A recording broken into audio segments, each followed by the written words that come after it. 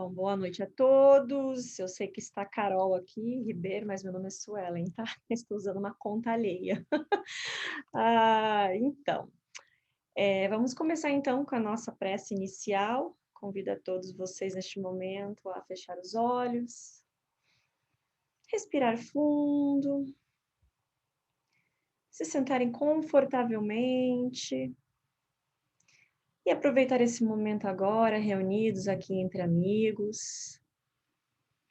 Agradecer por mais uma terça-feira de estudos que estamos aqui reunidos. Agradecer por esse dia que se passou. Agradecer pela oportunidade tão maravilhosa de estarmos aqui reunidos em nome de Jesus.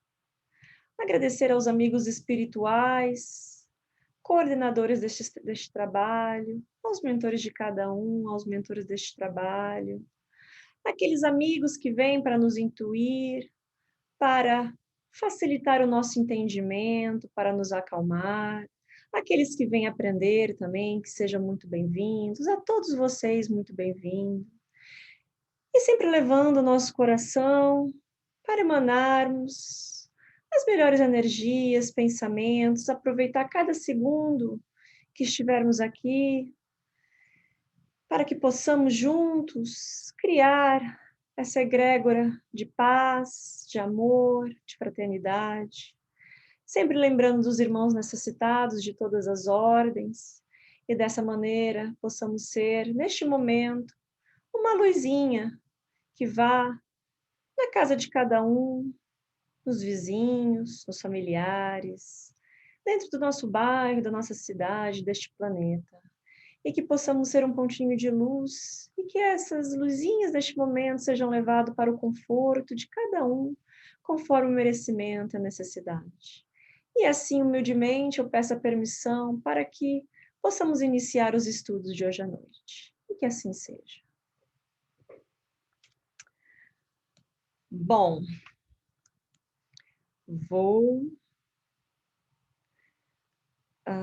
deixa eu fazer aqui o share no screen. Depois alguém me fala se vocês estão vendo, tá?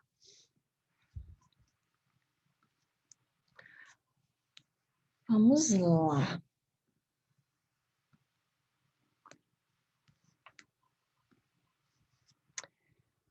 Bom, se ninguém falou nada é porque vocês estão vendo, né? Caso vocês não consigam ouvir ou não estiver vendo, vocês me avisem, tá? Que agora eu não vou ver vocês neste momento. Estamos vendo, viu, Suelen? Está tudo bem. Então tá bom. Obrigada, Luiz. Bom, o estudo de hoje é a continuação do livro Pensamento e Vida, psicografado por Chico Xavier, pelo Espírito Emmanuel, e nós já estamos no capítulo 16, Vocação. Para quem não tem conhecimento desse livro, ou nunca ouviu falar, ou já ouviu falar e não sabe a história, só um resumo, né? É como se fosse uma cartilha criada no plano espiritual para todos esses espíritos que estão em processo, ou estavam em processo, né, de voltar para a Terra, no corpo físico, e assim enfrentar, né, a encarnação neste planeta. E é um livro que tem 30 capítulos e basicamente quase 30 páginas, não, um pouquinho mais de 30 páginas, né, que tem o comecinho do livro, mas é mais ou menos cada capítulo não dá mais que uma página e meia, é muito difícil.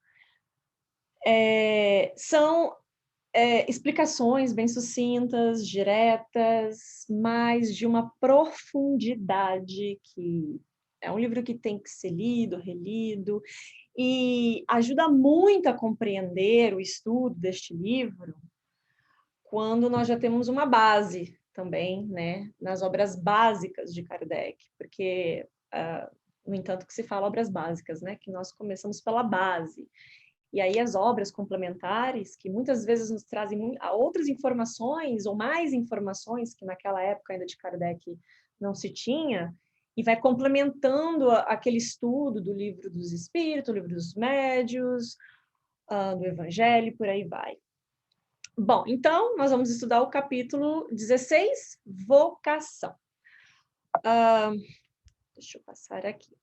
Como sempre, é importante compreender muito vocabulário, porque, principalmente, eu conheço todas as línguas, né?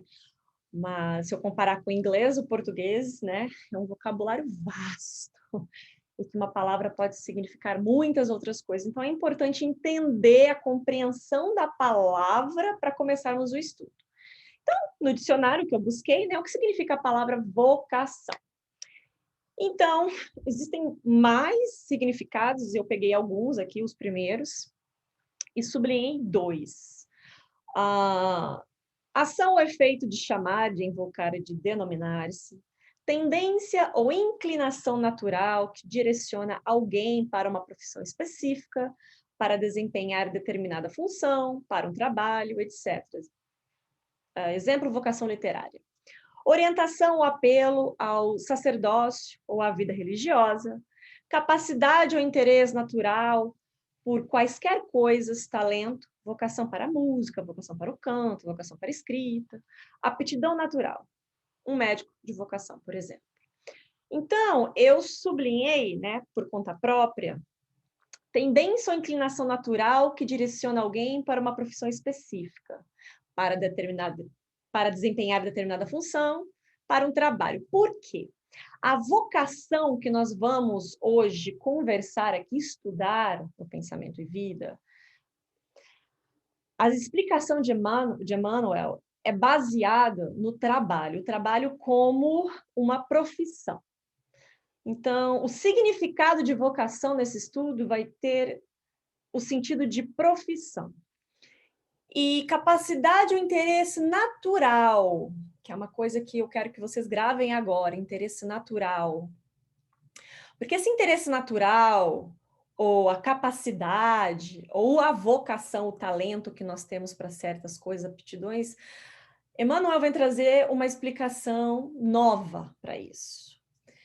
E eu deixei em vermelho aqui, né? Sublinhei em vermelho talento, porque dentro desse capítulo, Emmanuel também menciona a parábola dos talentos. Então, vai uma coisa complementando a outra. E assim a gente vai entendendo ao longo do estudo de hoje à noite, tá? Bom, a minha proposta aqui hoje, ao invés de já começar no texto, é um texto curto, né? Mas de uma profundidade muito grande. Então, eu vou convidar todos para que possamos voltar um pouquinho em alguns estudos, né? Para quem não estudou, vai ter, ou para quem não teve a oportunidade ainda de ler essas perguntas do Livro dos Espíritos, vai ter agora, e quem já estudou vai relembrar. Por quê? É importante relembrar alguns aspectos, algumas características, algumas explicações e conhecimentos para que possamos entender melhor este texto, né? Então, estudando este texto, lendo algumas coisas, ouvindo algumas palestras, eu fui montando uma ideia para que eu acredito que vai seguir uma linha aqui, que aí lá, quando nós formos ler o texto, né, por si só, vai ficar um pouco mais claro. E aí, bom, eu achei interessantíssimo uma dessas palestras que eu estava assistindo sobre esse tema, onde o palestrante colocou uma frase de Aristóteles. Lembrando que Aristóteles veio antes de Cristo, né? Um pensador, um filósofo, enfim. E que já tinham ideias, ele já vinha, né? Veio trazer ideias muito avançadas para a época, né? Conhecimentos avançados para a época, né? Porque já era um espírito preparado para vir ali para lançar novas ideias, novos conceitos. E aí, uma dessas frases, né, que eu achei interessante que esse palestrante colocou foi essa, onde Aristóteles disse: onde as necessidades do mundo e os seus talentos se cruzam, no caso, os nossos talentos, aí está a sua vocação. Isso nós vamos compreender mais a fundo no final. Mas é muito interessante uma ideia tão antiga e tão atual, e que aí Emmanuel coloca de uma forma tão maravilhosa as explicações, e que tem tudo a ver com isso que Aristóteles falou, porque a necessidade que Aristóteles está falando aqui é a necessidade da sociedade, do próximo, é a necessidade do mundo em geral, ou numa situação particular, ou num todo. E os talentos somos nós, os nossos talentos, aptidões, vocação que nós temos para desempenhar um certo trabalho, uma profissão. E aí ele coloca que quando a necessidade do mundo, a necessidade do próximo, de uma sociedade, se cruza com a nossa vocação, com a nossa facilidade de desempenhar um trabalho e gostar daquilo que está fazendo, aí você achou praticamente a razão para aquilo que veio. Qual é a sua vocação? O que você vai desempenhar como trabalho? E lembrando, o que eu estou falando de vocação aqui é de trabalho, trabalho como profissão, né?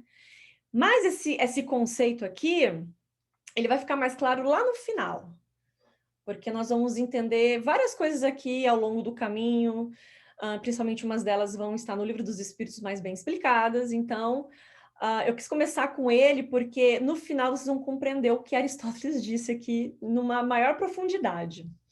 Bom, como eu disse, a gente vai começar com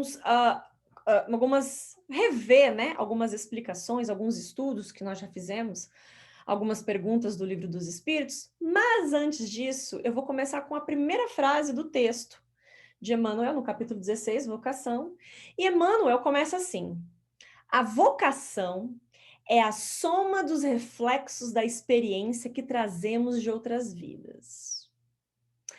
Então, vou voltar rapidinho aqui. Olha aqui.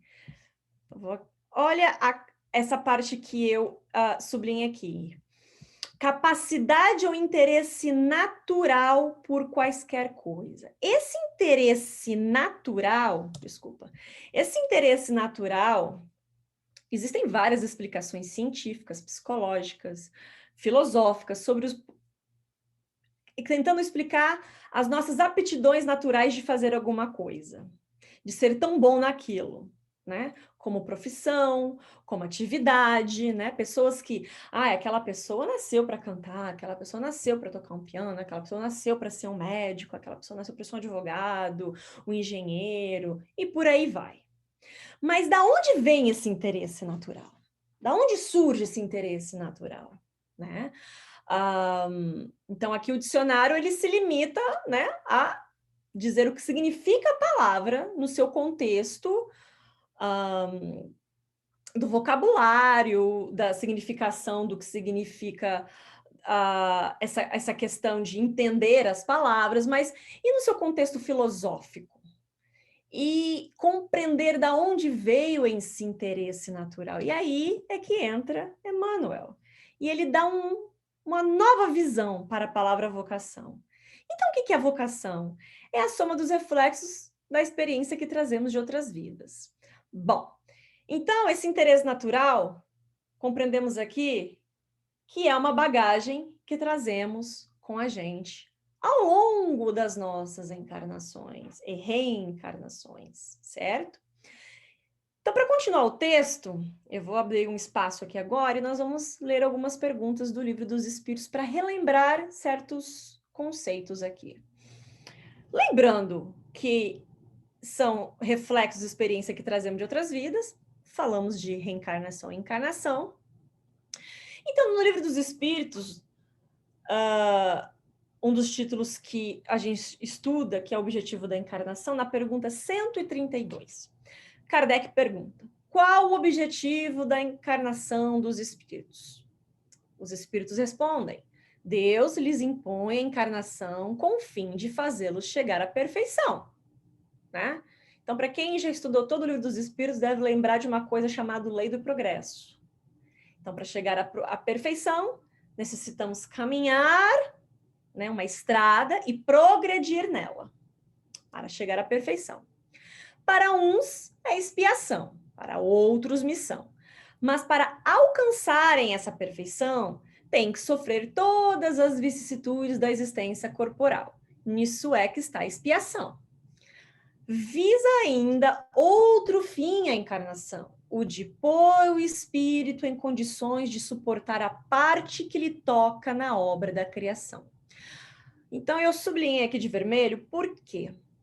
Para lembrarmos que os espíritos nos trouxe o conhecimento que, sim, nós fazemos parte na obra da criação. Todo mundo tem um papel, todo mundo tem um dever a cumprir, todo mundo tem um trabalho a executar. Lembrando disso, fazemos parte na obra da criação, somos co-criadores.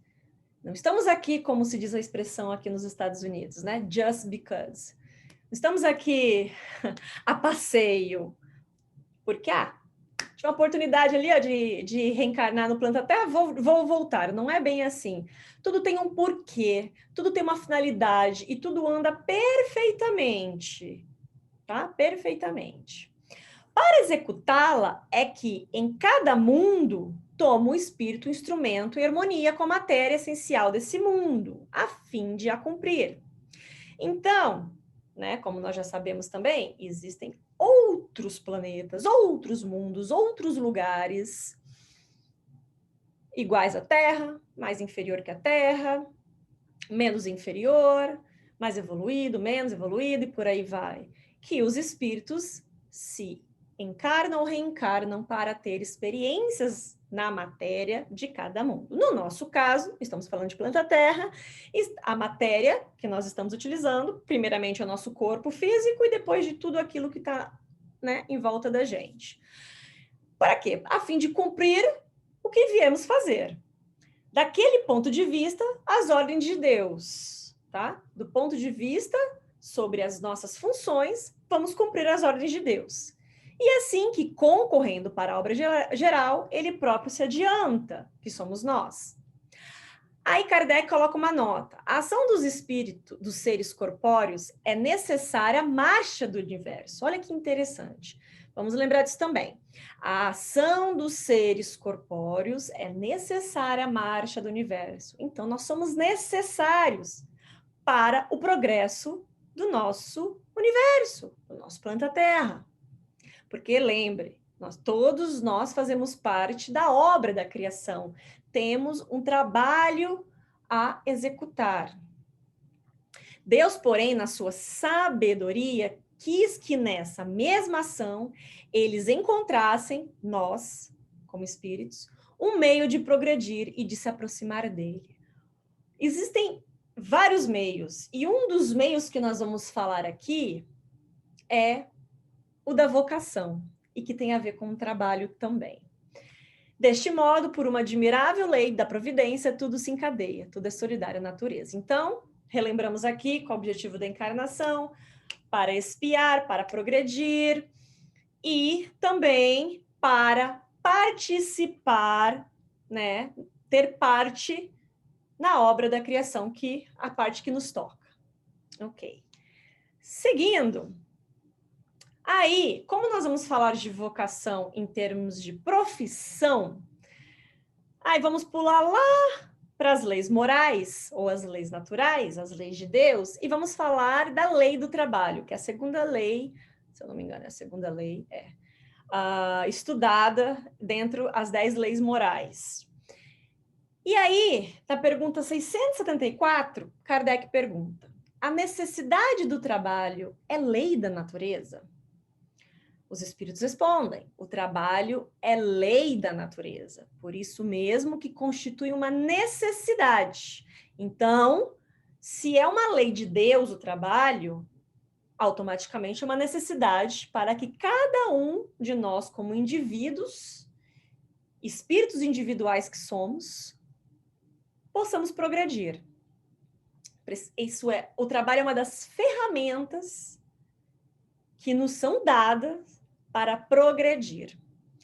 E aí ele complementa os espíritos. A civilização obrigou o homem a trabalhar mais porque ele aumenta as necessidades e os gozos, né? Então aí já é uma questão mais da parte sociedade também, que a lei da sociedade explica bem isso, sobre o trabalhar mais para... porque as necessidades aumentam mais também, conforme os séculos vão passando, as necessidades vão mudando e tudo vai encaminhando nesse aspecto. Na 675, Kardec pergunta: por trabalho só se deve entender as ocupações materiais? Olha que interessante isso. É bom a gente entender muito bem essa pergunta. Será que só as ocupações materiais que nós fazemos porque as funções de trabalho, em termos de profissão, seja ela qual for, em uma visão materialista, sem aprofundar naquele conceito, seria ocupações materiais, certo? E aí os espíritos dizem, não, o espírito trabalha, assim como o corpo. Toda ocupação útil é trabalho. Olha aí. Essa ocupação útil que os espíritos dizem é tudo aquilo que tem utilidade para o espírito, nós e para o próximo e para o todo. Tudo aquilo que ajuda no seu progresso moral, intelectual e social são trabalhos úteis. Então, todo trabalho que caminha para ajudar o próximo e a nós mesmos é útil, independente do trabalho. Se é executado para uma utilidade benéfica. Então, aí a gente começa a compreender que o sentido do trabalho não é aquele sentido de trabalhar de segunda a sexta, das 8 às 6, para fazer nosso dinheiro, ter nosso salário, pagar nossas contas e ser uma coisa cansativa, laboriosa, chega na segunda, você já está pensando na sexta-feira. Não é esse sentido de trabalho, porque esse sentido de trabalho, eu não vou aprofundar muito aqui, a gente já estudou, né, a lei do trabalho, mas ela veio sendo ela tem uma deterioração ao longo dos séculos, né? Esse sentido da palavra trabalho, ela veio de uma conotação até de laboriosa, que era até, se eu não me engano, era uma palavra, né, que veio do grego, que significava um instrumento de tortura, que eles usavam com os escravos. Então, olha como esse conceito da palavra trabalho veio se deteriorando ao longo dos séculos. Então, não é isso, o conceito de trabalho é ocupações úteis, ser útil ou ter uma utilidade. Na pergunta 676, por que o trabalho se impõe ao homem? Porque se ele é uma lei natural, ele é imposta ao homem para o progresso. Mas Kardec pergunta por que é imposta ao homem isso? E não uma imposição arbitrária, tá? Porque Deus não é arbitrário. Não é uma imposição arbitrária, uma imposição natural, que devemos segui-la. E pelo nosso livre-arbítrio, né? Aí os espíritos respondem, por ser uma consequência da natureza corpórea. É expiação e, ao mesmo tempo, meio de aperfeiçoamento da sua inteligência. Esses pontos aqui que a gente está conversando, vocês vão ver todos esses pontos de uma outra forma no texto que nós vamos ler a seguir, que é o da vocação, tá? Então, o trabalho também é uma forma de expiar as nossas más tendências, os nossos erros pregressos e os atuais, e ao mesmo tempo é um meio de aperfeiçoar a nossa inteligência. Sem o trabalho, o homem permaneceria sempre na infância, quanto à inteligência. Se nós não podemos aplicar as nossas habilidades físicas ou mentais, intelectuais, se não temos a oportunidade de fazer isso, como é que nós vamos nos desenvolver? Como nós vamos progredir? E como nós vamos aprender coisas novas? Ou aplicar coisas novas?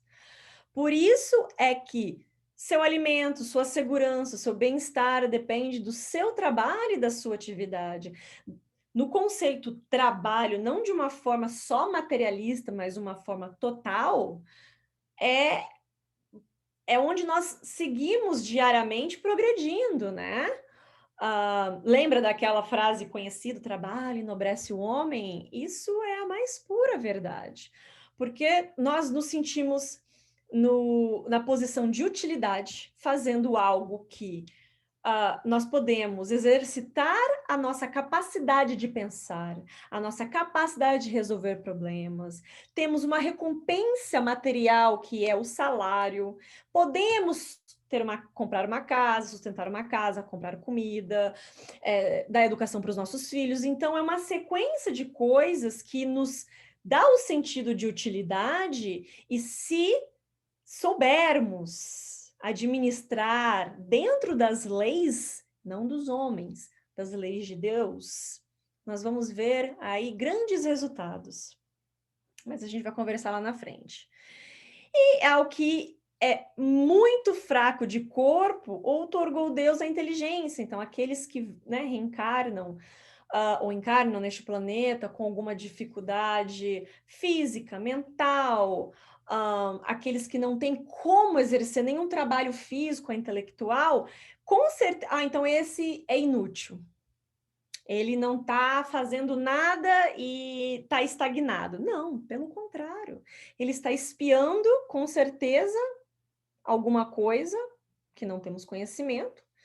E a mãe que teve esse filho, a pai, a família, ele está exercendo não, ele está proporcionando a essa família, essa mãe, esse pai, ou quem quer que seja que crie uma criança assim, a um trabalho útil, o trabalho de ser mãe, o trabalho de ser pai, que também é um trabalho. Por quê? Porque isso vai exercer uma utilidade para os pais na educação, no amor, no cuidado e, né, as expiações ali que podem ser mútuas também. Então, tem todo um contexto aí por trás, né?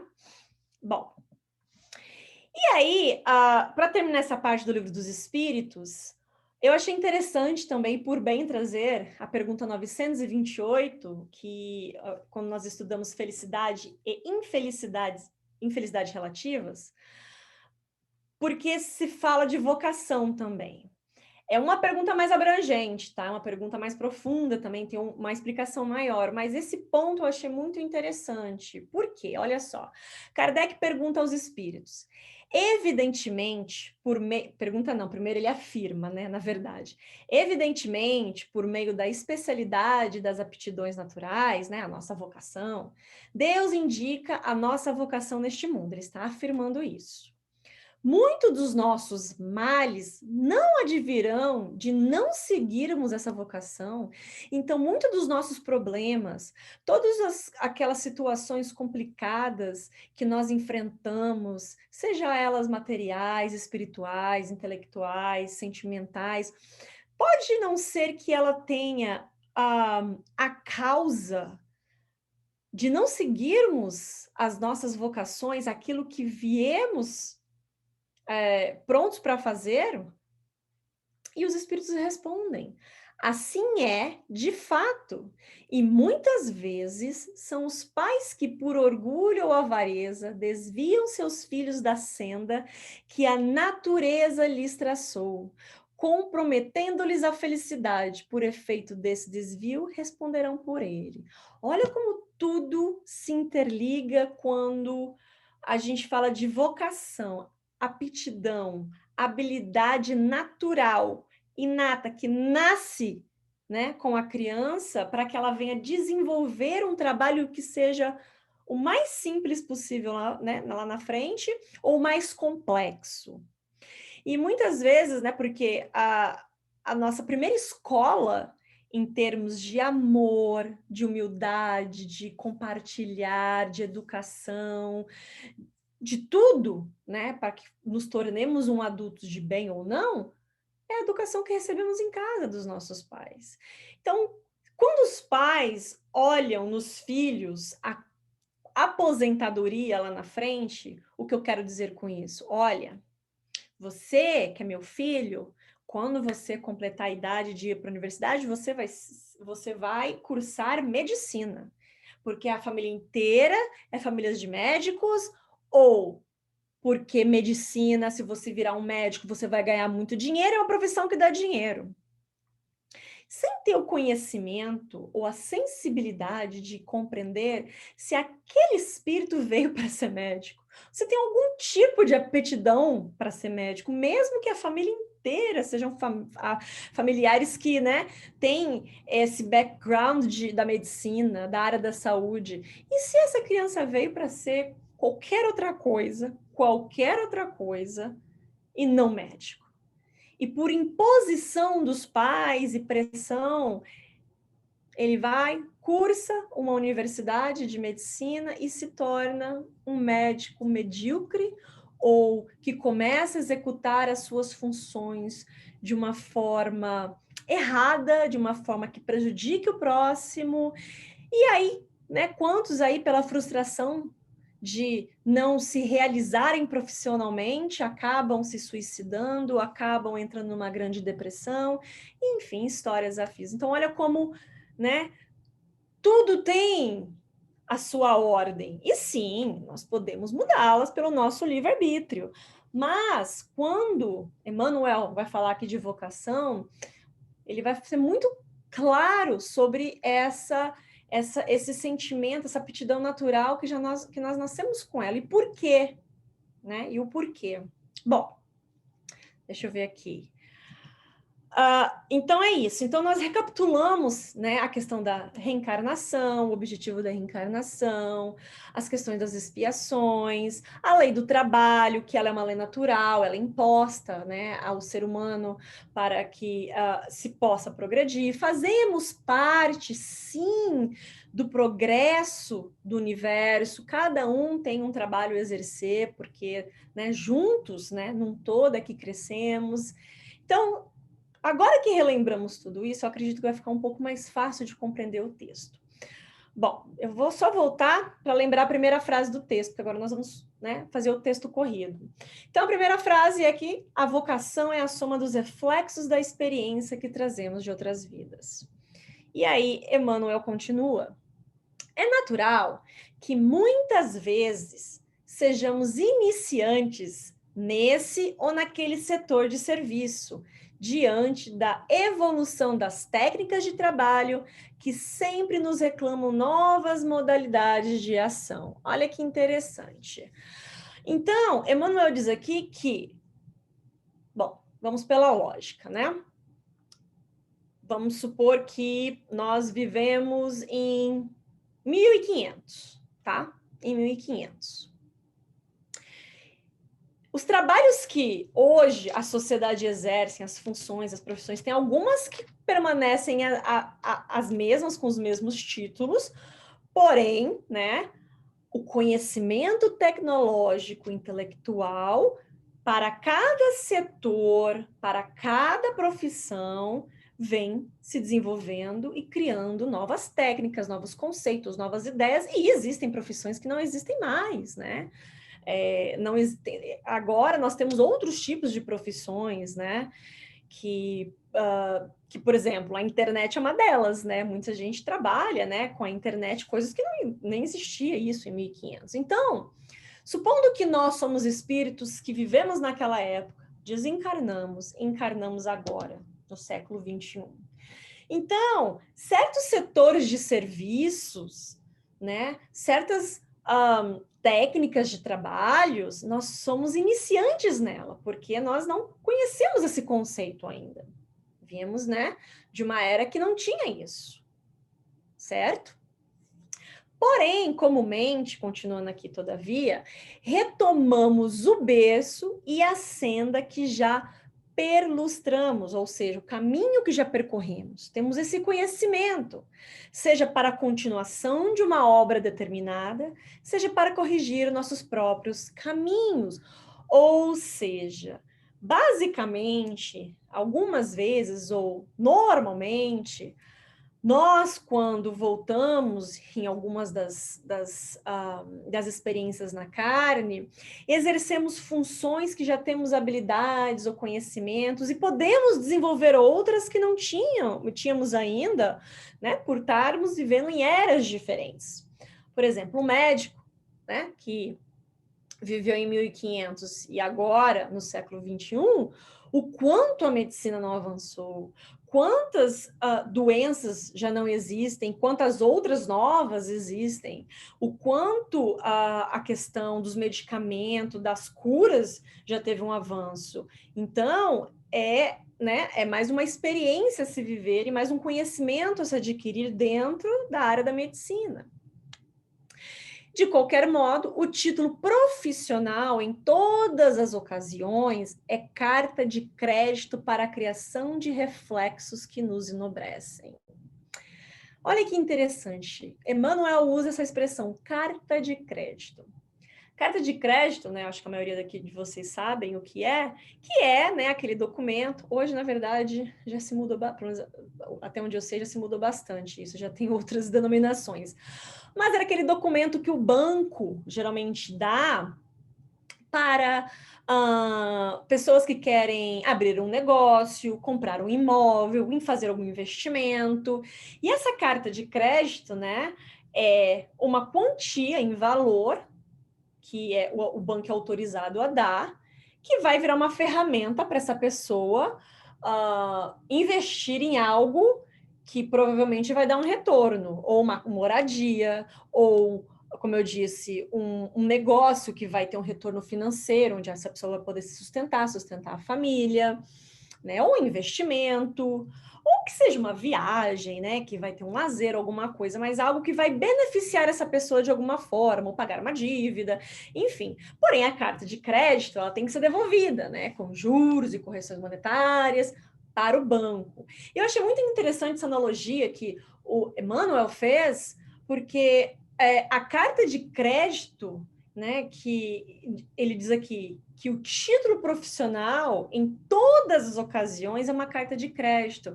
Então, é uma ferramenta que a divindade nos dá para utilizarmos ao nosso proveito e a do próximo. Que possamos utilizar da melhor maneira para que possamos progredir espiritualmente, moralmente, intelectualmente, quando fazemos algo que beneficia nós, que nos dê prazer, felicidade, estar executando aquela profissão, seja ela qual for, e assim, automaticamente, essa profissão, essa execução vai beneficiar outros, né? Um bom médico, ele vai tratar bem os seus pacientes. Um bom engenheiro, ele vai ter a disciplina e a responsabilidade de criar arquiteturas, prédios, enfim, o que seja, de uma forma que seja segura. Um professor, ele vai se empenhar diariamente para ter mais conhecimento, para que poder passar aquilo para os seus alunos diariamente. E assim com tantas outras profissões, né? O empenho do coração é que vai fazer aquele profissional ser bem-sucedido no que está fazendo. E aí, ele continua. Ele vai dar agora exemplos, né, de profissões, mas existem tantas outras. Deu alguns exemplos. O administrador, o juiz, o professor, o médico, o artista, o marinheiro, o operário e o lavrador estão perfeitamente figurados naquela parábola dos talentos, de que se valeu o Divino Mestre para convidarmos ao exame das responsabilidades próprias perante os empréstimos da bondade infinita. Aqui é bem profundo.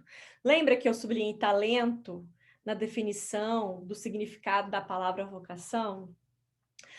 Na parábola dos talentos, né, ela vai ter um outro significado. Vai ter o mesmo daquilo que a gente viu no dicionário, porém com uma outra conotação.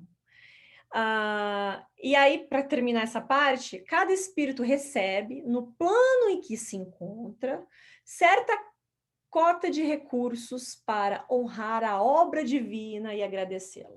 Bom, Emmanuel foi muito feliz na hora que ele deu exemplo da parábola dos talentos. Por que a parábola dos talentos? Bom, nós vamos rever rapidamente essa parábola para lembrar. O que Jesus quis nessa alegoria demonstrar, ensinar às pessoas daquela época.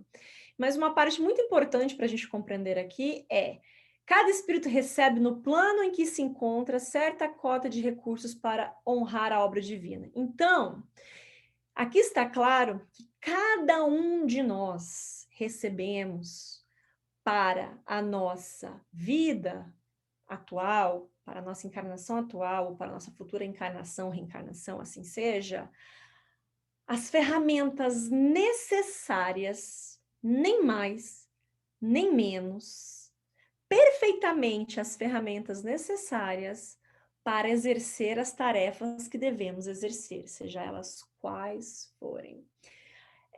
Para ficar mais claro, é só a gente lembrar daquele ditado: Deus não dá a cruz maior ou mais pesada do que podemos carregar.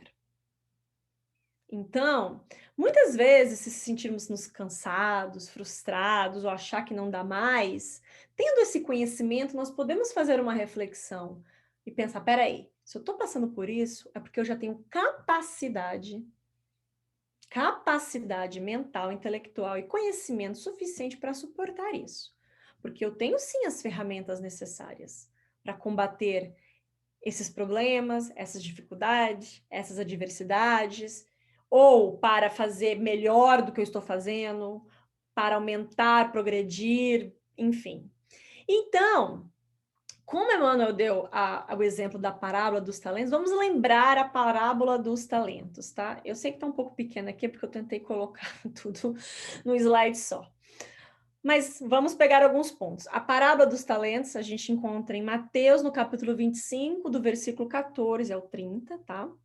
Então, lembrando que Jesus dá o exemplo de um senhor que ele precisava fazer uma viagem longa, e aí ele chamou os seus servos, os seus servidores, para entregar os seus bens, né? Lembrando que a analogia do senhor é Deus aqui. Depois de dar 5 talentos a um, então esse senhor ele deu 5 talentos a um servo, e talentos aqui é referente a dinheiro, né? Que na época é denário, a palavra da época, então era o dinheiro, tá? Então, depois de dar 5 talentos a um servo, 2 a outro servo, e 1 ao outro servo, então ele teve 3 servos aqui. Para o primeiro ele deu 5 talentos, para o segundo 2 talentos, e para o terceiro 1 talento. Por que ele fez isso? Porque ele deu conforme a capacidade de cada um em administrar aquele dinheiro, né?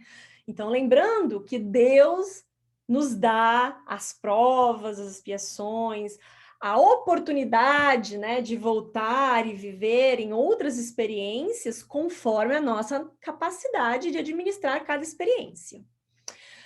Então, aí ele foi embora, e aquele servo que recebeu 5 talentos, ele foi lá, negociou e ganhou mais 5. Agora ele tem 10. Aquele que recebeu 2, ele foi lá, negociou e recebeu mais 2. E o que recebeu 1, cavou na terra e aí escondeu o dinheiro do seu amo.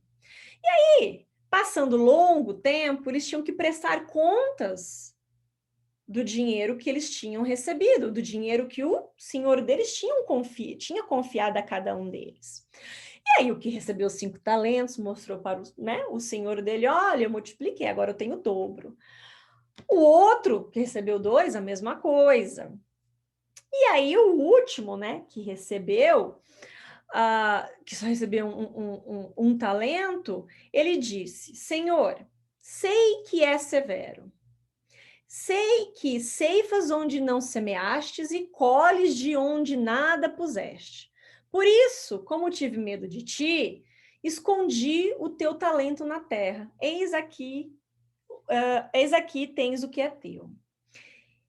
Então, esse servidor aí, esse servo, né, esse empregado que pegou o dinheiro do seu senhor e teve medo de fazer qualquer coisa com esse dinheiro e escondeu na terra, muitas vezes somos nós que empregamos todos esses instrumentos, todas essas oportunidades, toda aquela capacidade que nós temos, e por medo, por orgulho, por egoísmo, por avareza, pelas nossas paixões desenfreadas, ou não utilizamos daquilo que nos foi dado para progredir, ou se utilizamos, utilizamos mal.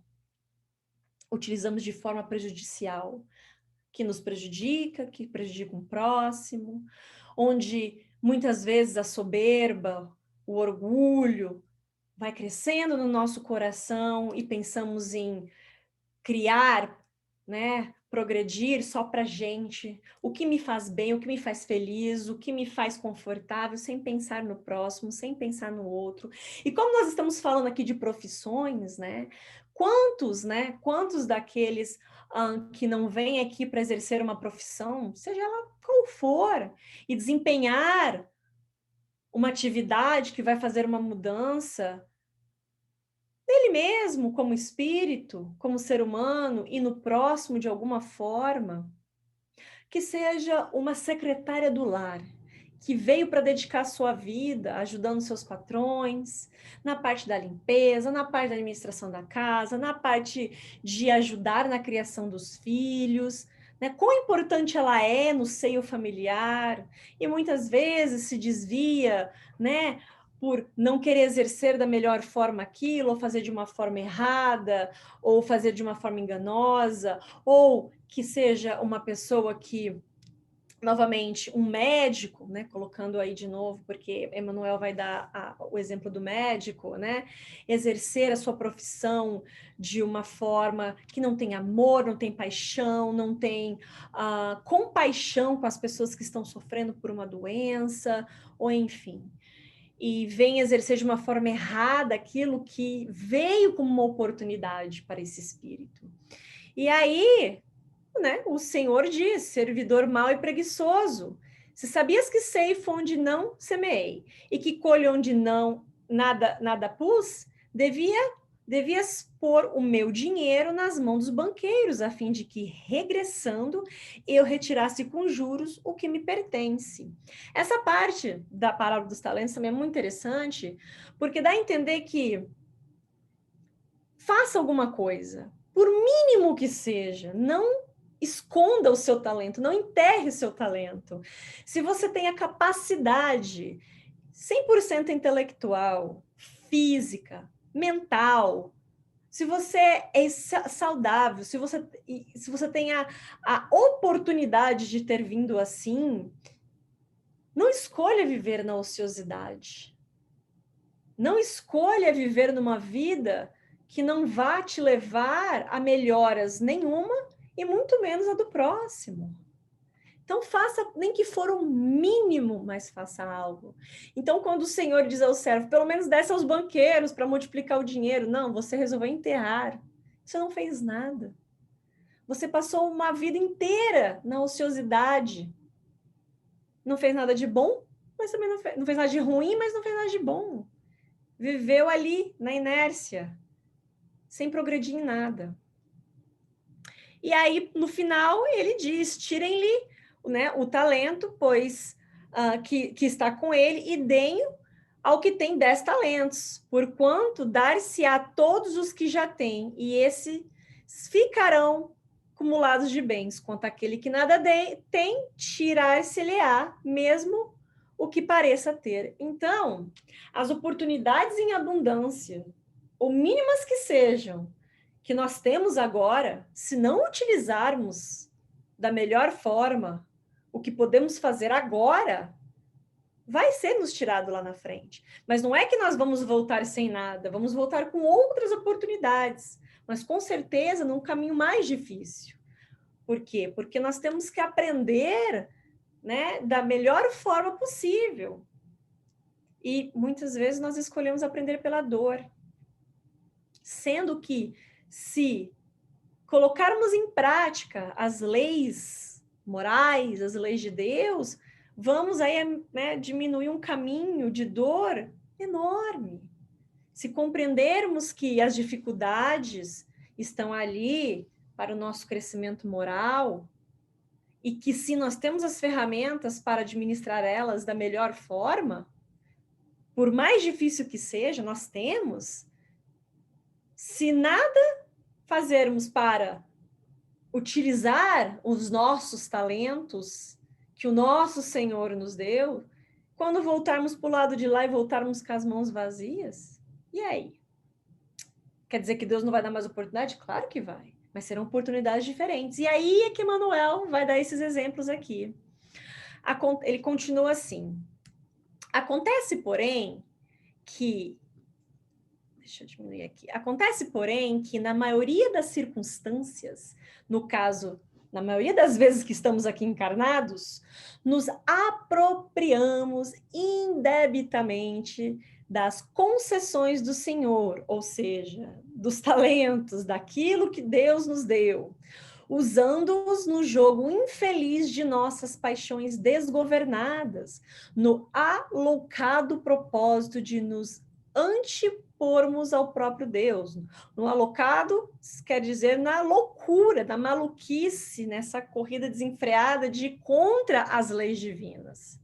Daí a colheita dos reflexos amargos de nossa conduta, quando se nos desgasta o corpo terrestre com o doloroso constrangimento do regresso às dificuldades do começo, do recomeço, em que o Instituto da Reencarnação funciona com valores exatos. Isso é maravilhoso, essa compreensão. Porque todas as vezes... Bom, vamos, né, ser honestos, né? E existem obras aí falando muito disso. Sabemos, desde lá, quando estamos já nos preparando a voltar, que o difícil não é desencarnar, o difícil é encarnar. Porque quantos espíritos que já estão preparados, que têm muito conhecimento, eles falham. Quantos? Existem obras aí, muitas do André Luiz contam exemplos disso, porque não é fácil estar aqui. Não vamos aqui colocar flores, né? Romantizar este conceito, porque não tem nada de romântico. Sabemos que é difícil. Mas quão difícil é? É impossível? Não. Deus não vai nos dar uma tarefa impossível só para olhar de lá e pensar: o que eu queria ver é esse filho aí, né, sucumbir na prova para voltar mais umas 100 vezes. Não. Não vamos humanizar Deus, né? Quem pensa assim somos nós. Quem temos prazer na derrota do outro somos nós, não é Deus, né? É a mesma coisa que falar que teu pai e tua mãe, né? No conceito geral, né? A gente pode entrar nas questões de ser humano. Quer que o filho se dê mal, pelo contrário, né? Errando, acertando, nós queremos que nossos filhos sempre se dê bem, sejam felizes, tenham uma vida plena, de poucas dificuldades. Mas nós damos a oportunidade, né, aos filhos. E aí o filho vai lá e joga fora as oportunidades. E vão ter suas consequências disso. Não é diferente com o nosso pai, o criador de tudo e de todos. Quando nós temos a oportunidade de vir aqui, exercer uma profissão, vou dar um exemplo muito bom, muito clássico, ainda mais nos dias de hoje. Ser político. E eu vou colocar aí um cargo de administração de uma nação, um presidente. Você veio para encarnar ou reencarnar, e você vai, a algum ponto da sua vida, você vai se tornar presidente deste certo país. Olha a responsabilidade. Será que essa oportunidade veio na mão dessa pessoa porque ela não tem a capacidade de fazê-la? Pelo contrário, ela tem a capacidade de fazê-la. Agora, se ela vai escolher fazer da melhor forma, aí já é outros 500, é outro papo. Porque a cartilha é essa, ó. Entendeu? Você veio aqui para ajudar na economia desse país, para ajudar na educação, na segurança, na saúde, para acabar com a corrupção, para dar uma melhor educação para este país. Você vai começar esse conceito. Aí chega lá no ponto que a pessoa vira o presidente ou a presidente, e aí usa indebitamente aquilo que foi concedido. Sobe na cabeça, o orgulho toma conta, o poder toma conta, acha que é dono de tudo, de todos, e começa a fazer desvio de dinheiro, começa a ter atitudes corruptas de todas as formas, e deixar, né, quantos milhões ali de pessoas em condições difíceis, complicadas. Estou dando um exemplo grande, tá? Porque pode ser em qualquer setor, em qualquer profissão que você possa imaginar, nós podemos... Né? Nós temos a capacidade tanto de exercer de uma forma benéfica como maléfica, para nós e para os outros. E aí, a colheita dos reflexos amargos de nossa conduta vai ser aonde? Provavelmente numa próxima existência, que nós vamos ter ali, ó, é que expiar aqueles débitos. E a parte principal aqui é o Instituto da Reencarnação funciona com valores exatos. Não tem erro na balança. Não tem. Você não vai vir com mais e nem menos aquilo que tem que ser espiado. Vai vir com aquilo que a sua capacidade vai dar conta, porém você tem o livre-arbítrio. E a escolha do progresso e da mudança, no final do dia, por mais que as ocasiões, os acontecimentos, as tentações, as dificuldades ocorram na nossa vida, a escolha é nossa. No final do dia, nós não podemos culpar nada e ninguém. Por mais difícil que isso seja, mas fulano fez isso comigo. Mas fulano lá na empresa me passou para trás, agora eu vou fazer isso também. A escolha é sua. No final do dia, a escolha é sua. O caminho está ali. E aí, onde Emmanuel vai dar essa parte final, que é ele vai dar os exemplos, né, das profissões. Aí ele continua. E como cada região profissional abrange variadas linhas de atividade, o juiz que criou reflexos de crueldade, perseguindo inocentes, costuma voltar ao mesmo tribunal onde exercer as suas lúcidas funções com as lágrimas do réu condenado injustamente, para sofrer no próprio espírito e na própria carne as flagelações que impôs, noutro tempo, a vítimas indefesas. Isso é de uma profundidade, pelo menos eu achei, quando eu me dei conta o que eu estava estudando e compreendendo. Eu sublinhei aqui variadas linhas de atividades, porque Emmanuel teve a sensibilidade aqui de colocar e explicar que, para cada profissão que exercemos, existe variadas linhas de atividades a executar nessa mesma profissão, né? Existem vários tipos de juízes, existem vários tipos de médico dentro da área, né, da saúde. Existem enfermeiros, existem, como eu disse, vários tipos de médico, desde o administrador do hospital, desde aquela pessoa que limpa o hospital, os fornecedores, enfim, existem variadas linhas de atividades que se conectam dentro de uma profissão, dentro de uma função. É isso que Emmanuel quis dizer. Nesse exemplo do juiz, a função que ele exerce como juiz é o quê? É ele pôr em prática e impor as leis da sociedade, as leis dos homens, né? De uma forma coerente, de uma forma lúcida e de uma forma justa, né?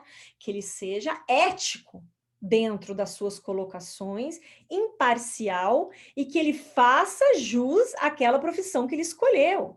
E aí, quando ele fala que o juiz que criou reflexos de crueldade perseguindo inocentes, ou seja, eu não gosto dessa pessoa, eu não gosto da família dessa pessoa, eu não gosto da cor dessa pessoa, eu não gosto da questão sexual dessa pessoa, então por isso eu vou condená-la como culpada. De uma forma arbitrária, de uma forma errada, ele procede dentro daquilo que ele deveria fazer certo. Isso fica impune? Não, é a lei da causa e do efeito. Porque ela é uma lei natural, a causa e o efeito. Ele causou essa situação. Ele vai colher ali na frente. Ele vai ter. Lembra que eu falei? Então agora a próxima vida eu não vou vir com o talento, oportunidades. Vai. Só que agora do outro lado, com o outro ponto de vista, de uma outra percepção para compreender aquilo que foi causado de outrora. E aí ele continua dando exemplos. O médico que abusou das possibilidades que lhe foram entregues retorna ao hospital que espezinhou como apagado enfermeiro. Deixando claro aqui que Emmanuel não quer desmerecer a profissão de ser um enfermeiro, tá? Ele está colocando em questões de hierarquia dentro de um hospital, né? O enfermeiro ele exerce uma função, mas quem exerce uma função maior dentro do corpo humano na questão da saúde é o médico, né? Mas todos têm as suas funções importantíssimas. Uma depende da outra, né? Por assim dizer. Então, por isso que Emmanuel diz, né? Ele volta como um apagado enfermeiro, defrontado por ásperos sacrifícios, a fim de ganhar o pão. Então, aquela facilidade que ele tinha como médico, e ele não fez jus a esse talento, a essa possibilidade, essa oportunidade, essa ferramenta que veio para ele, né, para ele exercer nessa vida presente, ele volta na mesma linha de atividade, olha lá, variadas linhas de atividade, só que uma outra posição, e muitas vezes da posição que ele prejudicou, muitas vezes essa. O grande agricultor que dilapidou as energias dos cooperadores humildes que o céu lhe concedeu para os serviços do campo, vem, de novo, a gleba que explorou com vileza de sentimento, com aspereza, né, com maldade, na condição de pobre lidador, padecendo o sistema de luta em que prendeu moralmente as esperanças dos outros, né? Então, aquele agricultor que deveria utilizar dos seus trabalhadores como uma equipe, né, para utilizar da natureza, o que a natureza dá, o que a terra dá, de uma forma sustentável, e assim gerar empregos, e assim essas pessoas terem capacidades de, né, sustentar suas famílias, enfim, fazer um ciclo, né, uma cadeia de ajuda, de sequências de trabalho dignos, e aí eles exploram esses funcionários, pagando maus salários, ou quando se paga, né? Fazendo eles trabalharem horas a fios, humilhando moralmente uma série de coisas, também. Ele volta naquela posição, agora, ao contrário. Aí ele dá o exemplo: artistas eméritos que transformaram a inteligência em trilho de acesso e desregramentos inconfessáveis, reaparecem como anônimos companheiros do pincel e da ribalta, debaixo de inibições por muito tempo insolúveis, a feição de habilidosos trabalhadores de última classe, basicamente aqueles que tiveram no holoforte e não souberam, né, administrar a sua popularidade ou administrar da melhor forma o seu trabalho como artista para incentivar, para instruir, para fazer com que outras pessoas, né, seguissem aquilo de uma melhor forma, utilizassem daquela arte como, seja lá qual for, né, seja um escritor, seja um ator, seja um pintor, seja um músico, fazer daquela arte de uma forma educativa, uma forma que, né, agrega outras pessoas, intui outras pessoas. E aí, né, sim, volta também nessa linha de atividade numa posição inferior. Inferior não do ponto de vista moral, tá? É inferior na questão da hierarquia do trabalho. Mulheres, e eu acho interessante essa última que ele deu exemplo, mulheres dignificadas por nomes distintos, confiadas ao vício e à dissipação, com esquecimento dos mais altos deveres que lhes marcam a rota. Frequentemente voltam aos lares que deslustraram, na categoria de ínfimas servidoras, aprendendo duramente a reconquistar os títulos veneráveis de esposa e mãe. O que ele quis dizer com isso, né? Ele dá exemplo de mulheres por ser mães, que veio primeiramente com o trabalho, né, para se fazer útil na educação de um filho, na construção do seu lar, na harmonia do seu lar, e isso também se aplica, obviamente, aos pais. Mas tanto os pais quanto as mães têm oportunidade de trabalhos, e que bom que, né, ainda mais analisando hoje em dia, né, as questões das mulheres no trabalho, né, na verdade a gente brinca que a gente não diminuiu um trabalho, a gente só aumentou um agora, nós temos mais, né, possibilidades de crescer, e isso é muito bom, mas não devemos esquecer das funções iniciais, como os pais também não devem esquecer das funções iniciais, né? Antes de tudo é a família, os filhos, e se dedicar da melhor forma para cada aspecto, para cada ponto de trabalho dentro da sua vida, né? Para cada área que você tem que exercer uma função útil. E aí, para terminar, Emmanuel diz: e comumente de retorno suportam preterição e hostilidade, todos aqueles que exerceram mal as suas funções na área do trabalho, da profissão. Embaraçosos e desgostos, embaraçosos e desgostos, por onde passem, experimentando sublimes aspirações e frustrações amargosas. Porquanto é da lei, venhamos a colher os reflexos de nossas próprias ações. Deus não está castigando ninguém, que fique bem claro. Colhemos os reflexos das nossas próprias ações, implantadas no anônimo alheio, retificando em nós mesmos o manancial da emoção e da ideia, para que nos ajustemos à corrente do bem, que parte de Deus e percorre todo o universo para voltar a Deus, ou seja, para que possamos voltar a aplicar e exercer as leis divinas e assim fazer parte juntos de um todo que caminha para o progresso.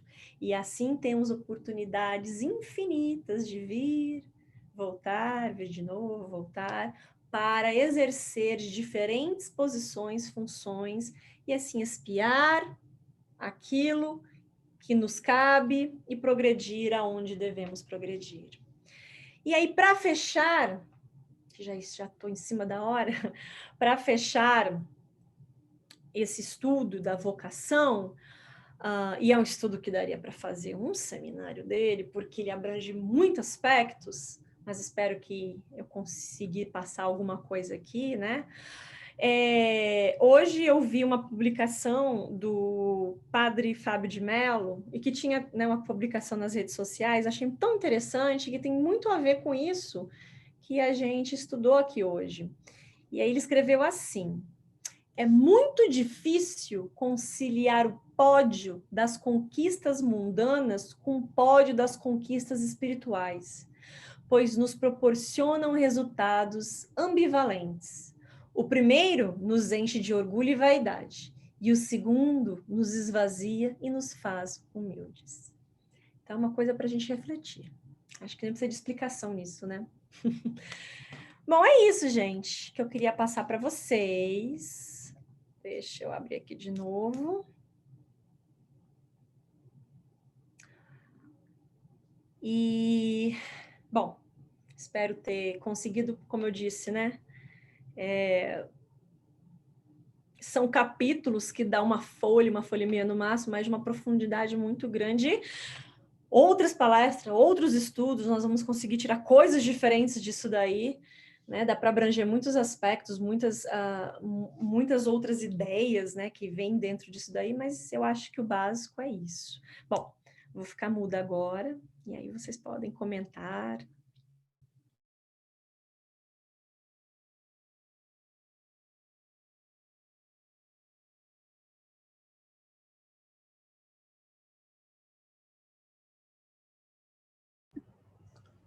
Muito bem, eu posso comentar então uma coisa?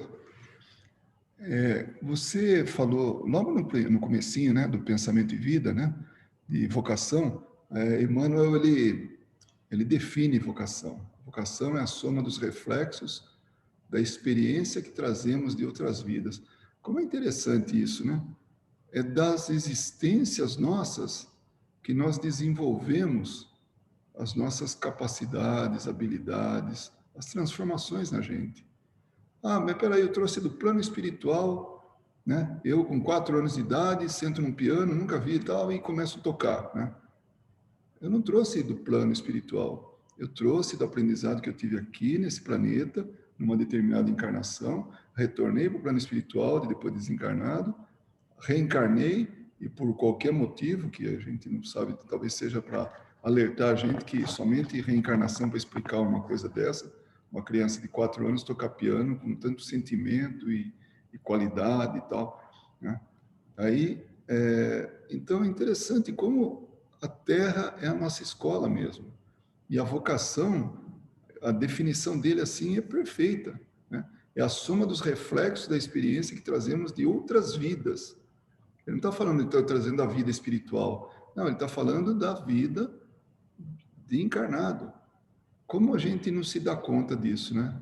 Eu, pelo menos, não me lembro todo o tempo disso. tem que lembrar, que nem agora você me lembrou, viu, Sueli? Por sinal, foi muito bom, assim, todas essas colocações e trazendo do livro dos Espíritos, né? Então, deu uma visão bem completa disso, né?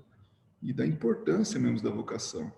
Eu acho que a gente, se tem a oportunidade de ter filhos, realmente a gente tem que apoiar aquilo que eles querem fazer, porque é o que vai ser.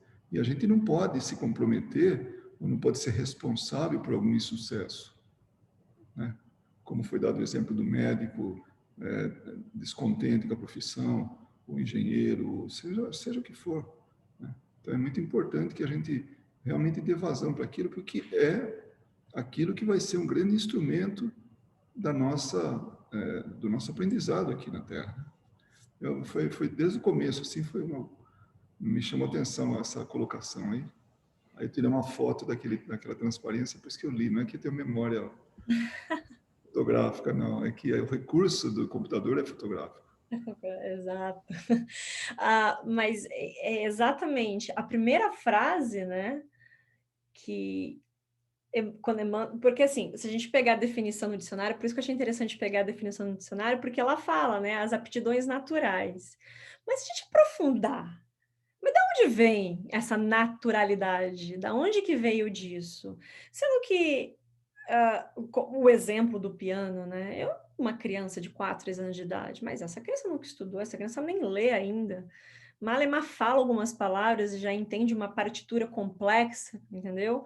Então, da onde que vem isso? Lógico, estou dando exemplos assim, né, muito mais assim específicos, mas para qualquer outro tipo de exemplo, né? Como existem profissionais que nós vemos que exercem tão bem as suas funções, de uma habilidade assim que chama a atenção, quanto outros nem tantos, né? Não aqui para julgar, mas fazendo uma comparação, às vezes, esse que nem tanto não quer dizer que ele é infeliz, mas talvez ele tenha outras habilidades nessa questão que nós não conhecemos. Mas essa questão dessa naturalidade que vem, da onde que é? E aí, né, vem Emmanuel e explica, né, dá essa definição, né, clara, que não é como você diz também, né, para nós já temos conhecimento do mundo espiritual, também não é do mundo espiritual. É acúmulo de conhecimentos e funções e executando isso ao longo dos séculos, né, da eternidade, que a gente vem acumulando. Porém, a gente tem que abrir um parênteses, não quer dizer que também que eu acumulei todas essas habilidades, né? Vamos aí colocar, aprendi a pintar, a escrever livros, a tocar instrumentos, que eu vou vir de uma vez num pacote só e exercer todas essas habilidades. Não, algumas delas eu não vou nem lembrar para este momento, porque não vai fazer parte daquilo que eu tenho que exercer nessa minha vida. Vou, talvez, relembrar de algumas, ou trazer habilidades que eu aprendi dentro disso para exercer outras e aprender outras, né? E aí, essa parte da vocação eu tava na hora que eu estava estudando, eu estava falando com uma amiga minha, e ela, né, ela falou que quando ela leu isso, ela ficou frustrada. Eu falei: "Por que você ficou frustrada? Uma explicação tão bonita". "Porque eu não descobri o que eu quero fazer ainda da minha vida". Eu vim sem vocação para essa vida, a vocação de não conseguir fazer nada. Eu achei engraçado, né. Assim, brincadeiras à parte, né, tem muitas pessoas também que por isso que eu falo, é uma questão que a gente pode ficar aqui horas, porque se a gente também vê uma questão cultural, familiar, olha, todos os meus tios, o meu pai, a minha mãe são médicos e eu não quero fazer isso, então não quero fazer nada e eu não sei o que eu quero fazer. Eu tenho vocação para quê? E aí tem mais uma questão mais psicológica atrás disso, né, do que uma espiritual, porque você tem, né, uma habilidade por mínima coisa que seja. E muitas vezes não é uma profissão que você tem que ir para uma universidade, às vezes é como qualquer outra coisa, enfim. Então, isso abrange, assim, é um papo, né? É um aspecto a ser estudado, né? Principalmente quando se diz de explicações vindas de Emmanuel, que dá uma profundidade muito grande, né? E que nos dá uma clareza também, né? E até uma calma. Eu acho que é isso. Interessante, sabe, Sueli, que quando aquele palestrante, né, o Paulo Henrique de Figueiredo, ele falou para a gente, até ele usou até das pessoas, um dos colegas nossos aí, né, que estavam na mesma palestra, né, dele, assistindo, e era um músico, né? Ele falou, qual que é a sua diferença? Qual que é a diferença entre você e Beethoven, né? Aí ele falou, né? Ele falou, depois ele explicou o motivo da pergunta. É simplesmente porque ele estudou mais tempo do que você. Mas se você continuar se dedicando à música, você vai igualar ele ou até superar, se for, né, o caso. E aquilo ficou bem claro depois, essa vocação. Porque, claro, nesse sentido, que ele falou, se tem vontade de fazer alguma coisa, faça. Se você tem vontade de aprender a tocar um instrumento, toque. Se você tem vontade de aprender a pintar, pinte. E assim vai, qualquer habilidade. Porque agora, depois de tanto tempo dele ter falado isso, caiu a ficha de que realmente nós, é aqui que a gente desenvolve tudo. Aqui é que aqui que eu digo durante a nossa experiência reencarnatória, né? Então, essa é a importância da gente exercitar aquilo que a gente quer fazer, se dedicar àquilo, porque pode ser o começo de uma grande coisa. Aí, numa outra oportunidade, numa outra reencarnação, ele vai se dedicar mais, depois vai mais. Aí, nossa, ele tem uma habilidade nata, né? Ou inata.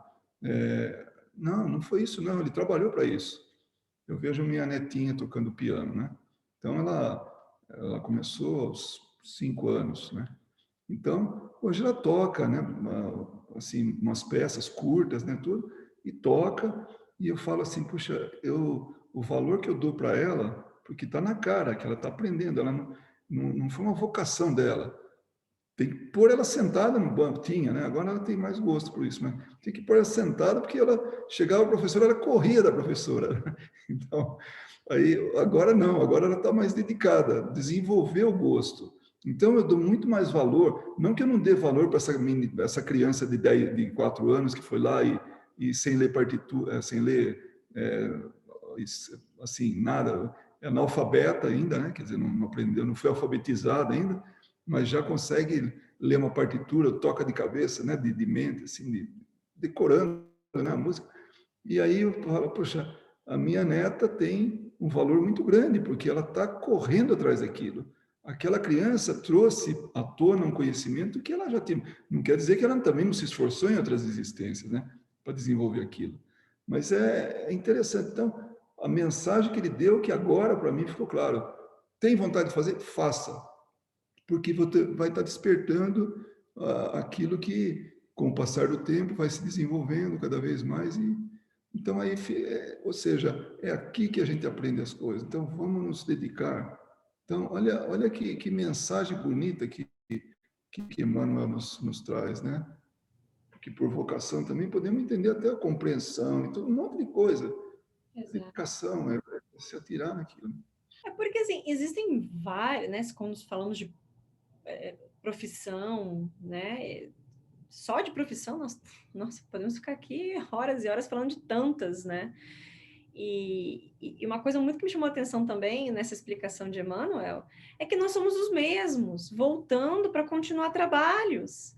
Eu fiquei pensando, e aquela cura que ainda não existia há 300 anos atrás, há 200 anos atrás, mas existiam pessoas, cientistas, médicos dedicados a desenvolver, né, uma cura, mas ainda que não tinha ainda todos os recursos tecnológicos para que isso pudesse acontecer, mas já estava trabalhando e volta, né, no mesmo, na mesma área da profissão, porque já adquiriu esse conhecimento aqui, talvez lá no plano espiritual, veio agora, olha, agora tem recursos, né? A tecnologia, a intelectualidade e tudo mais já evoluiu para que você possa voltar e continuar aquele trabalho, talvez com aquela mesma equipe.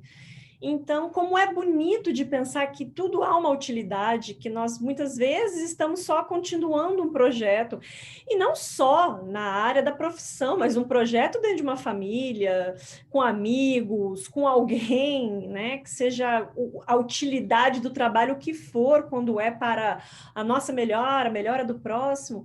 Então, é o que eu falei, olha, se vocês quiserem, a gente fica até meia-noite aqui. O pessoal do Brasil, não, já está tarde. É um assunto que dá para falar assim, que a gente entra E se a gente entrar ainda naqueles filósofos, como Aristóteles, né, que eu falei que no final vocês iam compreender, que quando nós fazemos uma coisa que nos faz bem e automaticamente ajuda o próximo, tá aí a sua vocação, né? E, por exemplo, mas como é que alguém tocando piano pode ajudar o próximo? Como não? Como é que a música, né? Hoje ainda, terapias com músicas que fazem tão bem as pessoas, né? As músicas clássicas, as músicas que têm letras que são enriquecedoras. Enfim, a gente pode dar vários exemplos, né? Acho que tudo que nós fazemos em termos de profissão, de trabalho, de utilidade, sempre respinga em alguém, por menor que seja aquele grupo, né? Então, tá tudo interligado. Então é muito, esse estudo foi muito interessante fazer ele, assim. Eu vi várias palestras, li várias coisas. Existem outras mais ideias a ser falada, mas aí, como eu disse, a gente ficaria aqui até amanhã. Mas é muito interessante voltar e a gente compreende mais claramente se a gente tiver, né, o estudo das obras básicas também, né? Porque senão alguns conceitos ali fica meio vago na nossa cabeça se você nunca viu aquilo na vida ou você vai se interessar em estudar mais, pelo menos isso. Bom, a gente já fala demais, né? Luiz, você fala demais, Luiz. Eu que tô falando hoje aqui, ó, te enchendo o saco. Gente, alguém quer comentar alguma coisa? Olha quem apareceu, ela tá achando que a gente não vai ver ela, Luiz. Olha aqui, ó. Quem apareceu hoje, você viu? Luísa. Olha quem apareceu aqui hoje. Se vocês quiserem comentar, falar alguma coisa, pode falar, pode abrir o microfone. Se não, a gente tem um tempinho ainda, a gente passa para os passes também.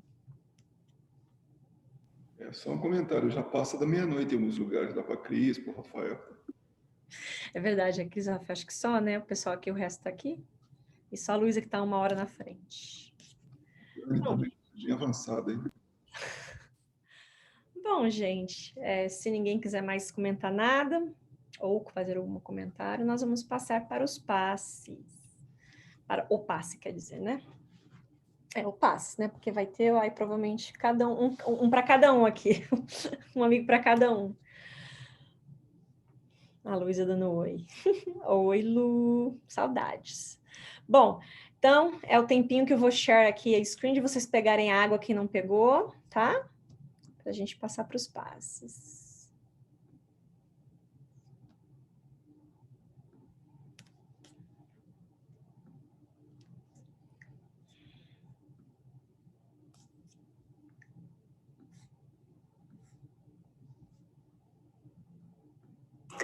Nos preparemos para o momento do passe e fluidificação das águas. Coloque um recipiente com água limpa para ser fluidificada. Irmãos, não importa aonde você está, quais as dificuldades que está enfrentando, Jesus está sempre pronto para vir em nosso socorro. Coloque-se de maneira confortável que lhe facilite a concentração e a receptividade. Respire lenta e tranquilamente.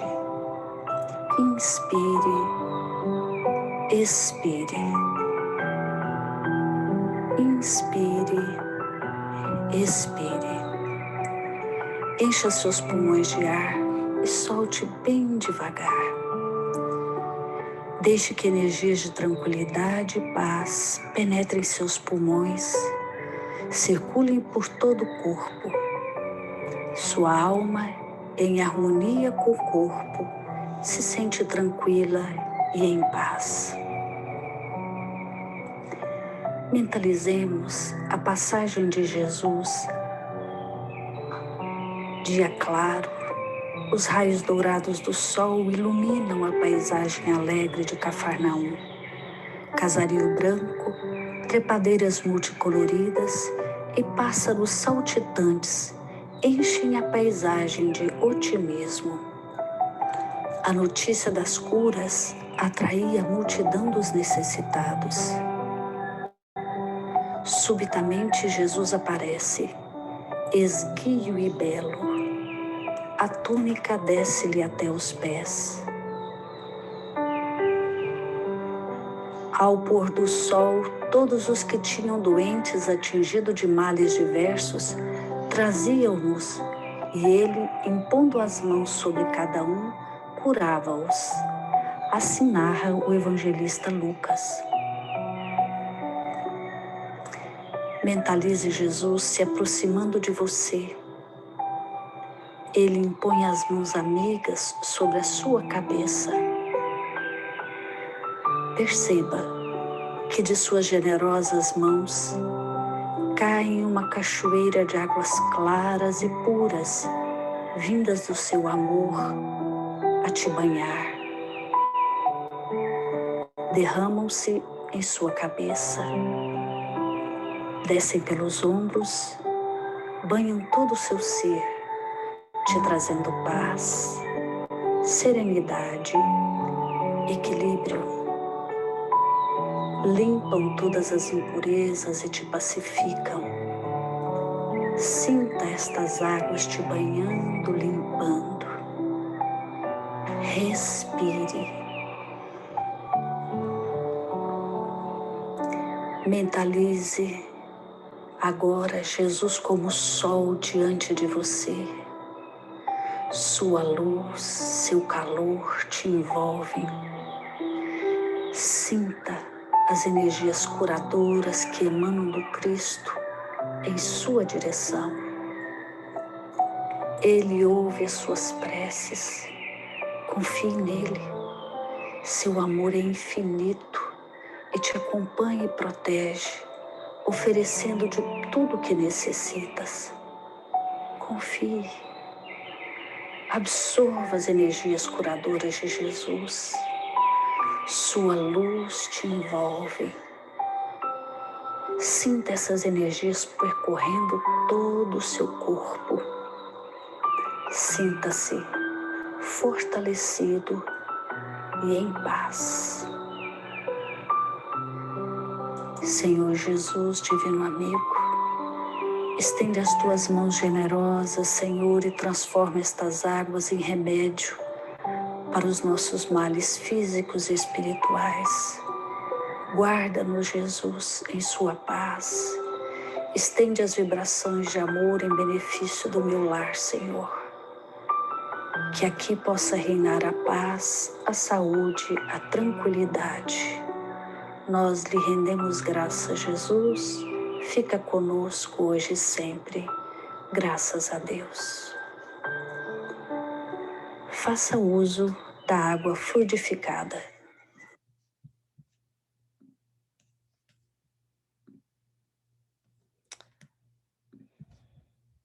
E é isso, minha gente. Obrigada, presença de todos. Tenham uma boa noite, fiquem com Deus e até a próxima. Até amanhã. Obrigada, querida. Obrigada a você. Obrigada, Boa noite, boa noite. Hoje, beijo na Amanhã. Boa noite. Tchau. Obrigado, Sueli, foi muito bom. Tchau. Mas tchau.